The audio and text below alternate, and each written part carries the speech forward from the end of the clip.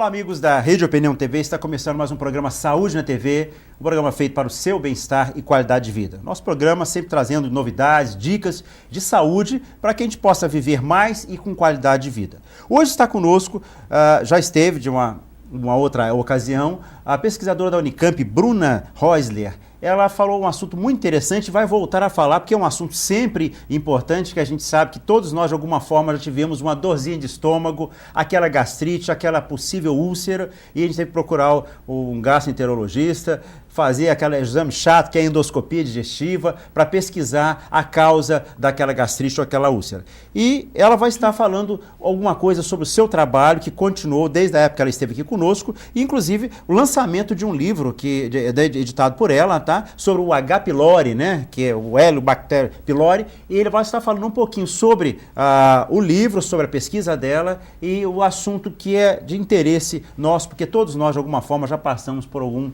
problema de dor de estômago. Bruna, muito obrigado pela sua presença mais uma vez aqui conosco no programa. E a gente quer saber de você como é que está o seu trabalho, como é que está na Unicamp, né, que você já está há algum tempo. Na Universidade Estadual de Campinas. Bom, em primeiro lugar, boa tarde, boa noite para todos. Eu agradeço, né, mais uma vez o convite para estar aqui de novo, falando sobre esse importante trabalho que vem desenvolvendo já há pelo menos 8 anos na Universidade Estadual de Campinas, estudando um pouquinho dessa gastrite, úlcera, câncer gástrico e essa bactéria que provoca, que é a grande responsável pela maior parte, né, dos casos de tudo isso. Bruna, você agora editou esse livro, agora recente, né? Houve alguma novidade, assim, com relação a isso? Quer dizer, até então, realmente, o H. pylori, né, que é como mais conhecido, ele, de fato, é a causa mais comum das gastrites que podem gerar úlcera e pode gerar o câncer gástrico, inclusive como causa do câncer gástrico? Sim, realmente. A bactéria, sabe-se que existe um tripé básico para o desenvolvimento do câncer gástrico propriamente dito, falando nele, que foi o tema principal da minha pesquisa. Então, nós sabemos que o agente etiológico, que é a bactéria, principalmente Helicobacter pylori, os fatores ambientais, que se referem a tabagismo, o consumo de álcool, a própria alimentação, dependendo do tipo de alimento que é mais consumido, e os fatores genéticos da própria pessoa, né? Então, se você tem uma propensão já a ter esse desenvolvimento de um câncer, a bactéria atuando e os fatores ambientais podem ser importantes nesse desenvolvimento, né? E sabe-se que tem 2 tipos principais de câncer gástrico, são o difuso, que é ligado mais a características genéticas mesmo, porém a bactéria está presente na maior parte dos casos ainda, e o câncer gástrico do tipo intestinal, que esse sim vem de uma cadeia que foi definida por um pesquisador em 1980 e pouco, que é o Pelayo Correia, que definiu realmente a carcinogênese gástrica vem de uma infecção pelo Helicobacter pylori e formou toda uma cadeia, né, de transformações celulares que pode levar 20, 30, 40 anos e promover mesmo a formação do câncer, né? De forma bem prática, né? Como é que a gente pega essa bactéria? Como é que acontece? Isso pode acontecer desde pequeno, desde criança, na fase adulta? Tem a ver com um pouco também a questão da nossa defesa, da nossa imunidade? Como é que é a forma do contato e contágio com o H. pylori? Tá, acho que um dado importante aqui é falar que a Organização Mundial de Saúde determinou que de 50% a 70% das pessoas são contaminadas por essa bactéria. Porém, dessa quantidade, que é uma quantidade grande, porque mais da metade da população mundial, apenas 1% desenvolve algum problema mais grave relacionado realmente a essa infecção. Inclusive o câncer? Inclusive o câncer. Porém, nós não sabemos exatamente como se dá essa transmissão. Semana retrasada, houve um estudo de uma bióloga que determinou que o Helicobacter pylori estava presente na microbiota, na microbioma das moscas varejeiras. Mas de que forma? Da mesma forma no estômago? Ela está na água? De que forma? Na mesma forma? Ela precisa estar nessa forma? Ela está numa forma protegida que a gente ainda não conseguiu determinar. Então, esse é um dos pontos do nosso estudo na Unicamp agora, determinar a presença do H. pylori na água e como eliminar essa presença. Porque até então realmente se sabe, a contaminação ocorre na infância. E a característica genética da bactéria nas crianças, provavelmente, ou na maior parte dos casos de estudos já feitos, é a mesma dos pais. Então, como é que a gente define isso? Como é que passa? Se a contaminação é oral mesmo, é a fecal oral, como a gente vê nas creches, nas escolas, que já se determinou realmente a transmissão pode ser por aí? Então, isso é um ponto importante e permanece obscuro, né? A transmissão da bactéria permanece obscura. Eu achei interessante que você falou a questão de ser 1%, então, assim, que pode desenvolver o câncer gástrico, por exemplo. Basicamente. Mas a sintomatologia, vamos dizer, da gastrite, da própria úlcera, aí já é uma incidência maior. É uma incidência maior, só que, mesmo assim, pouquíssimo desses 50%, 70% contaminados desenvolve realmente. Acho que, se eu não me engano, 5% desenvolvem gastrite e um pouco menos a úlcera. E a partir do momento que realmente se descobriu, olha, a bactéria responsável por essas doenças, a úlcera, por exemplo, muitas vezes não é mais tratada com cirurgicamente falando. O tratamento é com antibiótico terapia de 10 a 14 dias, depende do padrão, depende do país. Existem diretrizes, reuniões bienais para se definir quem vai se tratar com H. pylori e quem não vai, né? Então, existem vários pontos chaves ainda que não foram definidos, apesar de nós já sabemos muita coisa sobre essa bactéria. Do ponto de vista assim, prático, né, o paciente que normalmente procura o médico clínico ou gastro, né, sempre aquela questão da dor de estômago, né? Sim. Isso aí, dentro da sua pesquisa, dentro da orientação hoje que vem, talvez até a própria Organização Mundial de Saúde, qual tem sido hoje as diretrizes, as orientações no sentido, embora mesmo você falando que 1% estatisticamente não é tão grande, mas para quem é acometido de um câncer gástrico, sabe o quanto isso eu tenho vivido na minha experiência médica, de hospital, às vezes de ver pacientes, nem sou urologista, né, mas a gente acaba acompanhando nos corredores, com colegas, pacientes comuns, etc. O que hoje tem se falado com relação a isso, né? Dor de estômago, vamos colocar assim de forma mais prática. O que hoje é importante em termos de procura, de tratamento, de levar, vamos dizer assim, de forma mais séria e se preocupar em fazer exames? As diretrizes, né, tanto da Organização Mundial de Saúde quanto da Organização Pan-Americana de Saúde e as diretrizes brasileiras que seguem os Estados Unidos, o Japão, as diretrizes europeias, são mais ou menos, tomam por base mais ou menos as mesmas coisas. Elas preconizam que, tendo uma dor de estômago, sendo submetido a uma endoscopia e sendo feito o exame para diagnóstico de Helicobacter pylori, ele deve ser erradicado, ele deve ser tratado. Outras linhas europeias já têm uma outra visão, porque percebeu-se nos países desenvolvidos, por exemplo, que erradicando a Helicobacter pylori de todo mundo que tinha a bactéria, houve uma diminuição tremenda do câncer gástrico, dessa incidência. Porém, o câncer esofágico aumentou. Então, será que ela é tão ruim assim? Será que a gente erradica de todo mundo? Isso são todas hipóteses, todas teorias que têm sido lançadas e que os estudos até agora, até o presente momento, não conseguiram determinar realmente determinou-se em quem erradicar. Todo mundo que tem a bactéria, que tem dispepsia, que tem gastrite, que tem a úlcera péptica, que é a gástrica, a duodenal, e o câncer gástrico também é uma importância grande a erradicação. Apesar que o diagnóstico no Brasil, o doutor deve saber que é feito geralmente em estágio avançado. Sim. Infelizmente é feito. Na Unicamp a gente tem um diagnóstico mais precoce, porque talvez as pessoas sejam encaminhadas mais precocemente para aquele serviço, ou já sejam acompanhadas há algum tempo por outros motivos, e daí apresentam, né, uma sintomatologia maior. Então, o diagnóstico de câncer precoce lá é realizado. E dado importante, né? Quem erradica o câncer, quem faz a ressecção do câncer gástrico precoce e erradica a bactéria, tem 90% de chance de não ter desenvolvimento de outros tumores no mesmo local. Quem não erradica, não, tem os tumores metacrônicos aparecendo. Então, a bactéria é importante. A gente não sabe qual é o ponto, né, em que a erradicação faz reverter as lesões, por exemplo, pré-neoplásicas. Mas na neoplasia precoce, erradicando essa bactéria, geralmente o tumor não volta, né? Mas infelizmente a gente tem esse dado epidemiológico de só descobrir o câncer gástrico em estágio avançado. Em termos de diagnóstico, Bruna, a endoscopia e a biópsia gástrica é ainda o exame padrão? O exame padrão é realmente fazer a endoscopia digestiva alta. Você vai submeter o paciente à retirada de um pedacinho do tecido gástrico, né, por biópsia, e esse tecido vai passar para laudo histológico e para o teste da urease, que é o mais simples, o mais barato, que é mundialmente feito, né, e que não tem problema. Encontrando-se alguma coisa, obviamente o paciente vai ser chamado e vai ter que passar pelo procedimento padrão. Sim. Né? Ou de tratamento com medicação ou cirúrgico, conforme... Tá. Além do câncer gástrico, que seria realmente assim, a patologia que mais preocupa, né, do ponto de vista de própria vida e tudo, algumas outras causas, alguns outros, halitose, por exemplo, algumas coisas assim, está relacionado também à questão do H. pylori, pode estar também relacionado?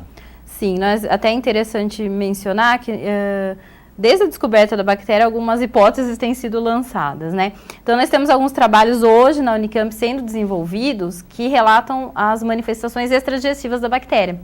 Um dos capítulos, inclusive, desse livro é de uma pesquisadora colega, da qual eu faço parte, a pesquisa, e é sobre o hepatocarcinoma e a relação da bactéria. Então, câncer de fígado. Nós encontramos H. pylori no fígado, em pacientes com câncer de fígado. Nós encontramos uma proporção alta de Helicobacter pylori mais virulento, né, que a gente estuda os fatores de virulência bacterianos também. São fatores que são a qual a bactéria produz ou não, e o que a torna um pouquinho mais violenta, entre aspas, né, para determinados desenvolvimentos das doenças. Então, nós encontramos também cepas importantes dessa bactéria em pacientes com púrpura trombocitopênica idiopática, que quando erradicaram a bactéria, a púrpura sarou. Então, existe esse chamado importante. Outro foco do nosso estudo é o pâncreas também e os linfonodos perigástricos, porque se você tem o câncer gástrico, a metástase passa para lá, porque a bactéria não pode ir, ou alguma proteína dela, então a gente tem um foco de estudo nisso também. E foi um fator importante de trabalho, até apresentado no exterior, com premiação e tudo, porque não se havia essa relação, né? Não se sabia essa relação da bactéria com câncer hepático e foi encontrada mesmo. Bruna, com relação à faixa etária, sexo, o que hoje a incidência é maior? Homem, mulher, adulto, criança, o que vocês têm visto assim que tem sido encontrado mais o H. pylori e, consequentemente, as suas o meu estudo, por exemplo, com relação ao gênero, 50%, 50%, a contaminação é meio padrão, não tem muito o que falar. Com relação ao câncer gástrico, realmente, é uma equiparação de 2 homens para uma mulher no desenvolvimento. Até na minha pesquisa também foi encontrado esse determinante, 2 homens para uma mulher. Não se sabe também se existe um motivo maior ou não, né? E o foco da minha pesquisa foi exatamente o câncer do tipo intestinal, que vem dessa cadeia de eventos aí. Então, a gente analisou como é essa bactéria no câncer gástrico, o que ela tem de importante. E um gene específico, que é de uma cepa, de uma ilha de patogenicidade, né, uma ilha importante, foi diferente no câncer precoce e no avançado. Então, isso também foi um ponto-chave. Por que algumas pessoas podem passar anos com uma lesão que nem sabem que tem, e ela some por si só, que já houve casos de ser encontrada cicatriz apenas, do que seria um câncer precoce que morreu por ali. Ou ele passa 20, 30 anos com essa lesão, nem sabe porque não tem um sintoma, não aparece. E em outros pacientes, não. Você detecta um câncer agora, ele se torna avançado muito rápido, ou quando se detecta já é o avançado. Será que ele ficou 20 anos de um estágio precoce ou não? Então, são pontos ainda obscuros, né? Na verdade, que a gente tem algumas linhas que identificam o que pode ser, mas que não posso te afirmar 100%. Sim. Olha, é isso que aconteceu. Que fatores, no caso dos hábitos das pessoas, no caso, tabagismo, etilismo, algum tipo de alimento que pode, de alguma forma, também colaborar de forma a piorar a própria evolução do quadro, ou pode até melhorar em termos de tratamento e tudo? O que hoje você orienta até, no caso? Realmente, a gastrite, geralmente provocada pelo Helicobacter pylori, ela tem uma piora com o tabagismo, né? Até a propensão para o câncer gástrico é extremamente alta. A Organização Mundial de Saúde publicou um trabalho, teve um trabalho publicado há pouco tempo, falando, olha, realmente o cigarro provoca o câncer. Porque tinha câncer que a gente já falava, não, impossível, não é. Mas não, realmente provoca câncer. E o gástrico é extremamente ligado a isso, né? Outros fatores, o consumo de álcool, né? Principalmente a gente vê pessoas que consomem álcool, os alcoólatras propriamente dito, eles têm uma propensão grande de ter. Vários pacientes que a gente estudou e que teve a bactéria isolada desses pacientes eram alcoólatras ativos ou então tabagistas mesmo. Isso foi um fator importante, mas não considerado como primordial na pesquisa, porque a pesquisa realmente focou na bactéria, né? E o consumo de alimentos mais pesados mesmo, como alimentos em conserva, embutidos, carne vermelha propriamente dita. Isso a gente sabe que são fatores que podem ser um tanto quanto carcinógenos, né? E que junto com ela, podem auxiliar no desenvolvimento de uma doença mais grave. A gente sabe que, por exemplo, o refrigerante tem um pH muito baixo, em torno de 2,5, se me falha a memória. O refrigerante, de forma geral, e hoje essa geração aí, Coca-Cola e outros refrigerantes tantos, né? Tantos. O que você me disse com relação a isso? No ambiente gástrico, né? Favorecendo ou não todo esse processo aí da fisiopatologia da H. pylori? Realmente, eu acho que complica a situação porque a bactéria propriamente dita, ela não consegue viver nesse ambiente ácido como a gente acha que ela vive. Ela produz uma enzima que chama urease, que converte algumas substâncias químicas para deixar o lugarzinho onde ela está um pouquinho menos ácido. Então ela também não gosta dessa acidez toda. Ela não é uma bactéria que até então ninguém acreditava que alguém podia viver nesse ambiente, né? Impossível. Até o isolamento pelos 2 pesquisadores australianos, Warren e Marshall, em 1982. Então, lógico que o refrigerante, por ter um pH ácido, quando você já está com uma gastrite provocada por uma bactéria, ou não, porque às vezes a gente fala, todas as gastrites são associadas ao H. pylori. Não. Alguns medicamentos provocam gastrite, os anti-inflamatórios não esteroidais, como o ácido acetil salicílico, por exemplo, tomados diretamente, como às vezes pacientes com problemas cardiológicos tomam, podem provocar uma gastrite, podem levar a uma úlcera também. E não necessariamente que o H. pylori esteja, né, embutido nesse contexto todo. Mas eu acredito que existe uma piora mesmo. Sim. Porque, na verdade, são coisas químicas, né? Sim, refrigerante sim. É uma substância química, não deixa de ser. Na sua pesquisa também, vocês associaram, por exemplo, hoje a gente sabe que as frutas, as verduras, todas de uma forma geral, frente à demanda do mercado, se usam uma série de agrotóxicos, etc. E que a gente sabe que até mesmo, já vi algumas vezes, algumas reportagens mostrando o teor da contaminação desses alimentos, né, o tomate e outros tantos assim. Isso também interfere, isso pode causar alguma interferência ao chegar no estômago, quando você não tem vamos dizer, a eliminação antes de usar de resíduos desses agrotóxicos? Sim, pelo menos as pesquisas que a gente lê relatam, né, que todos esses contaminantes, eu vou dizer, que na verdade são, né, que a gente usa na indústria hoje, na agricultura e tudo, logicamente também são fatores preponderantes para que você tenha um agravamento, né, da situação e devem contribuir também para o desenvolvimento, por exemplo, de um câncer gástrico, em quem tem a propensão, em quem já tem a bactéria, dependendo das características da bactéria e tudo mais. Mas não que seja um fator incisivo. Acredito que não tenha nada que fale, não, olha, não coma desse jeito porque você vai ter algum problema. Bruna, na sua pesquisa, dentro da identificação, as estatísticas de incidência e tudo, e a fisiopatologia, com relação ao tratamento, né? Hoje a gente sabe que a antibiótico-terapia tem sido uma das vertentes no caso do tratamento, né? A amoxicilina, o clavulanato. Existe alguma outra linha de tratamento ou ainda também consiste ainda como a primeira linha de tratamento, vamos dizer, do H. pylori? Não, existem vários tipos, várias diretrizes de tratamento, não são somente as brasileiras, mas também as norte-americanas, as europeias, as japonesas e as da Ásia. Então, como eu falei, geralmente, bienalmente, existe um consenso que se fecha com pesquisadores da área e falam, as linhas de tratamento são essa. Terapia tripla, vamos usar 3 medicamentos, o inibidor de bomba protoiônica junto com 2 antibióticos. Por quantos dias? Por 7, por 10, por 14? Depende.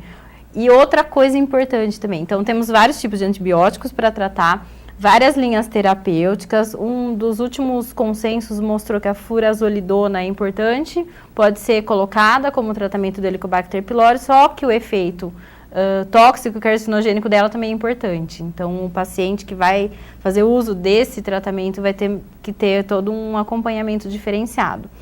E outra coisa importante que vem disso tudo, né, do contexto do tratamento, é a transmissão da bactéria. Porque geralmente trata-se o paciente erradica a bactéria, mas ele pode voltar daqui a 1 ano, fazer uma nova endoscopia e ele vai estar contaminado de novo. E o que a gente faz com isso, né? Eu achei interessante que você está falando também que a questão da brasileira, norte... Existe cepas, existe diferenças que vocês identificaram? Que características essas que começou a se classificar até? O que dentro das pesquisas vocês encontraram? A gente caracteriza essas cepas de acordo com fatores de virulência, ou seja, quais são os genes que essa bactéria tem e que ela expressa e que pode tornar ela um pouquinho mais boazinha e um pouquinho mais maléfica, né? Então, existem alguns genes de ilhas de patogenicidade, por exemplo, o CAG-A, o CAG-T, que são genes incisivos. Olha, quem tiver, inclusive a Organização Mundial de Saúde e a Organização Norte-Americana e japonesa, porque no Japão a incidência do câncer gástrico é extrema. Eles têm screenings populacionais para avaliar. Então, da mesma forma que a mulher aqui no Brasil faz o Papa Nicolau, né, preconiza-se, olha, uma vez por ano você tem que fazer esse exame, os homens também, o câncer de próstata, que também tem sido avaliado com uma constância maior no Brasil, acho muito bom esses exames preventivos, inclusive. No Japão, eles fazem para câncer gástrico. Sim. Então, uma vez por ano, a pessoa vai submeter a endoscopia, porque o câncer gástrico tem uma incidência extrema no Japão. Então, tudo isso eu considero importante. Mas os fatores de virulência, sim.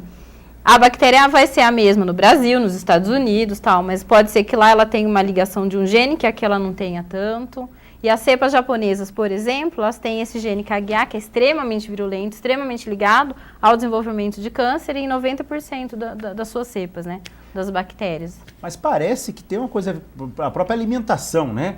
Também, então, como eu falei. O japonês não ingere tanta carne vermelha como nós ingerimos. Mas eles comem peixe cru, saber se ali também é um foco de agressividade ao estômago ou algo do gênero. A gente também não sei. Sabe-se que existe esse tripé aí para o desenvolvimento dos sintomas e da doença, né? Mas a variabilidade genética populacional também considero importante aí. Você que está em casa, nós estamos conversando hoje com a doutora Bruna Häusler, ela é pesquisadora da Unicamp, desse aspecto importante sobre o H. pylori, bastante conhecido, que é essa bactéria que causa os danos no estômago, levando a gastrite, úlcera e até o câncer gástrico. E nós estamos aqui batendo esse papo, cara, muito gostoso aqui, tirando as dúvidas com relação como é que se instala isso, a idade, prevalência, tratamento e várias coisas que ela estava nos falando até há pouco. E, inclusive, falei no início, esse livro que é editado por ela, agora recentemente, está falando sobre o H. pylori e as pesquisas que ela já vem já de algum tempo na Unicamp. Bruna, eu queria que você, assim, então, alguma coisa dentro dessa pesquisa, se você quisesse que eu não te perguntei, que de repente é interessante a gente estar falando, eu queria que você comentasse alguma coisa a mais, assim. Então, a pesquisa vem sendo desenvolvida lá no Gastrocentro, tem importância internacional, nós participamos já de vários congressos, enviamos trabalhos. Eu acho interessante falar um pouquinho da pesquisa no Brasil, porque há uns 15 anos, mais ou menos, era difícil publicar um trabalho, né? A gente mandava um trabalho, a gente já mandava o trabalho pensando, vem do Brasil. A gente mandava um trabalho para uma revista norte-americana, inglesa, chinesa, e falava assim, nossa, o que vai acontecer com esse trabalho, né? Hoje não, o Brasil adquiriu um respeito muito grande na pesquisa internacional. Então, nós temos trabalhos publicados em revistas, assim, praticamente do mundo todo.